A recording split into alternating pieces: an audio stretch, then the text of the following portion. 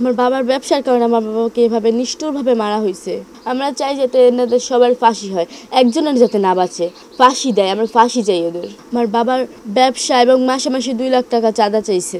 আমার বাবা বলছে এটা আমি দিতে পারবো না, এটা আমার সন্তানের ভবিষ্যৎ, এটা আমি কেন দিব, এটা আমি এত কষ্ট করে নিজের কষ্ট করে এই দোকানটা খাড়া করছি, আমি কেন তোমাদের দিব। সেটার কারণে আমার বাবাকে এরকম নৃশংসভাবে হত্যা করছে ওরা। আমার বাবাকে ফোন দিয়ে বাইরে নেওয়া হয়েছে। আমার বাবা বলছে আমি ওদের সাথে তো অনেক মানুষ, আমি কিছু মানুষ নিয়ে যাই। বলছি না, কারো নেওয়া লাগবে না, তুই একা আসো। তারপর আমার বাবাকে জোর করে একা নিয়ে গেছে। জোর করার পর আমার বাবা বলছে আচ্ছা আমি যাই, আমি আসতেছি। এরপর আর আসতে পারি নাই।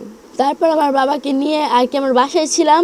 আমাদের কাছে খবর আসছে হচ্ছে 5টা আগে, কতক্ষণ আগে, যে আমার বাবাকে একটু তখন মারা যায়নি, ইনজুরি হয়েছে, যে আমাদের বাসায় বিপদ, তোমরা বের হয়ে যাও। তখন আমার বের হওয়ার পরে আমরা যখন চলে যেতেছি বাবার কাছে, তখন কিছু মানুষ আমাদের আটক করে আমার বাসার চাবি চাওয়ার জন্য। আমাদের বাসায় যা লুটপাট করবে, আমরা চাবি দিই না বলে আমাদের জোর করে। তারপর আমরা সেখান থেকে চলে আসি, চলে একটা চাচুর বাসায় যাই। যাওয়ার পরে তখন আমাদের কাছে খবর আসে যে আমার বাবা আর নেই। তখন আমরা সবাই ভেঙে পড়ি। আর তখন আমরা বাসায় চলে যাই। বাসায় যাওয়ার পরে আমার বাবাকে যে মর্গে রাখা হয় 2-3 দিন, এই যে ইয়ার জন্য, রিপোর্টের জন্য মর্গে রাখা হয়। তারপরে যেদিন আমরা দেশে চলে আসবো ওই দিন আমার বাবাকে আমাদের সাথে নিয়ে আসা হয়। এখানে আমার বাবার মানে ব্যবসার কারণে আমার বাবাকে মূল মার্ডারটা করা হয়েছে।